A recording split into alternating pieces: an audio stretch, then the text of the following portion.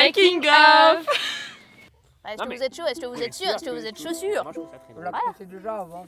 Allez, normal, t'as déjà croisé Nina. Mes camarades.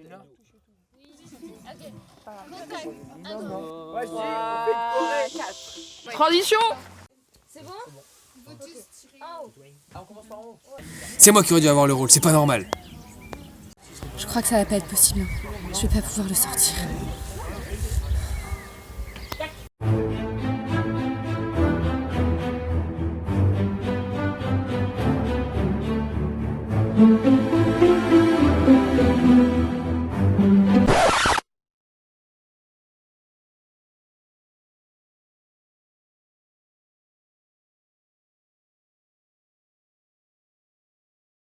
On est arrivé un samedi, on se croyait en hiver.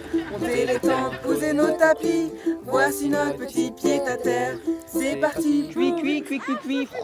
C'est parti, cuit, cuit, cuit, cuit, cuit, cuit. Rigolade et de tournage, le carabo va faire des siennes. Et nous aussi, qu'importe notre âge. Les amis, on n'a pas mangé, mais c'est pas grave, on va gérer. On voit arriver ce petit monde et on se dit ça va être la bombe.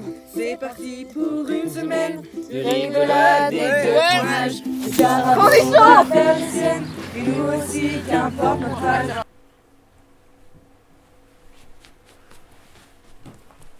Le dossier du jour est consacré à l'agriculture, notamment celle des OGM. Durant ce reportage, nous allons écouter plusieurs points de vue, celui d'une agricultrice, d'une scientifique et d'un cadre travaillant dans l'agro-industrie. Nous sommes ici chez la scientifique à l'expérience qui va nous indiquer qu'est-ce qu'un OGM exactement. Bonjour à l'expérience. Bonjour. Pourriez-vous nous éclairer sur le sujet?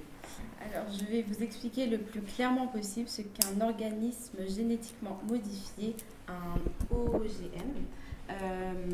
L'objectif est d'améliorer certaines caractéristiques d'une plante grâce à une autre plante. On va prendre l'exemple d'une tomate.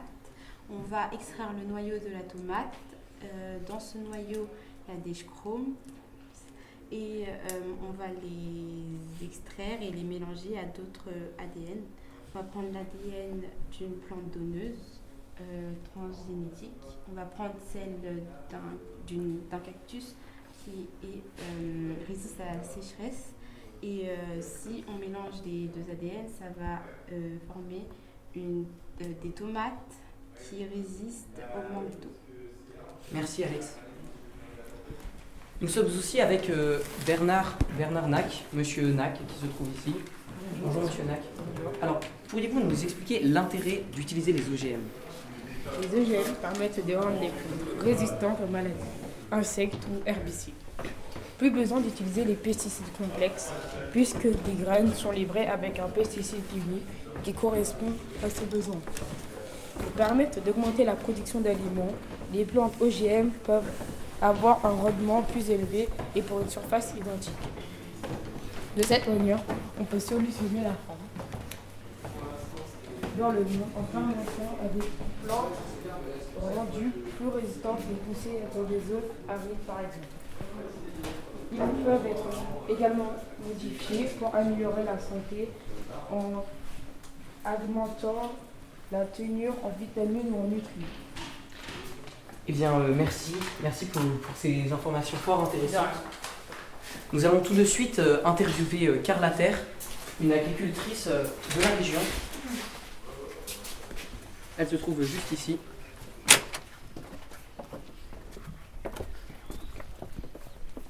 Voici Carla Terre. Bonjour Carla. Alors, vous êtes une agricultrice qui n'utilise ni OGM ni pesticides. Pourriez-vous nous expliquer ce choix?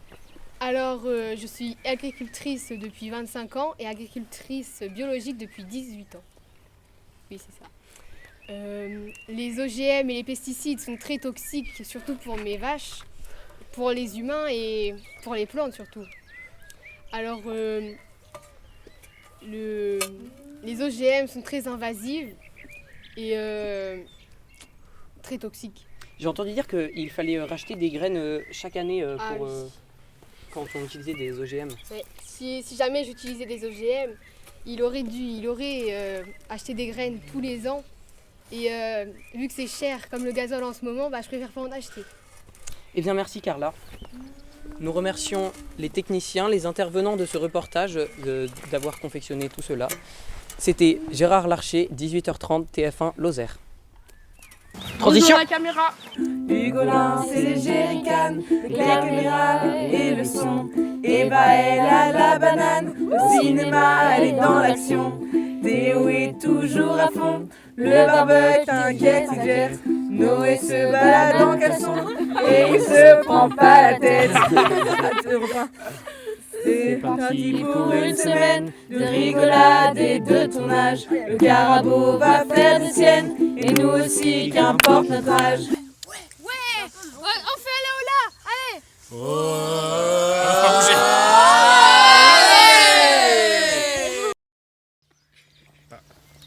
Salut jeune entrepreneur, tu veux réussir dans le libéralisme? Alors vote Macron au 3206.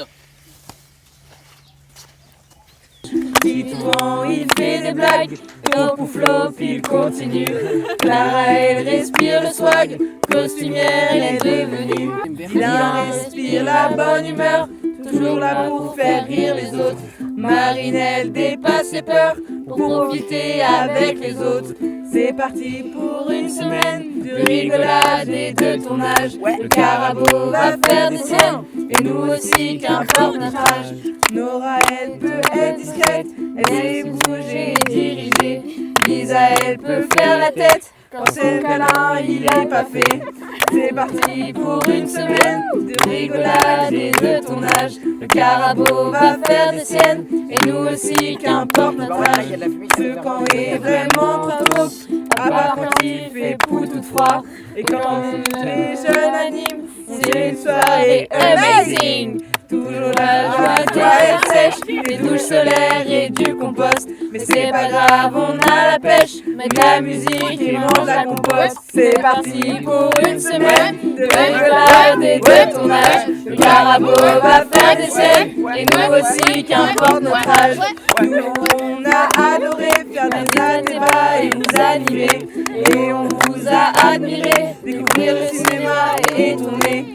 Vous avez écrit des courts-métrages et chacun avait son rôle. L'écriture en scène et le tournage, vous débrouillez comme des pros. C'est parti pour une semaine de rigolade et de tournage. Le Carabo va faire des siennes,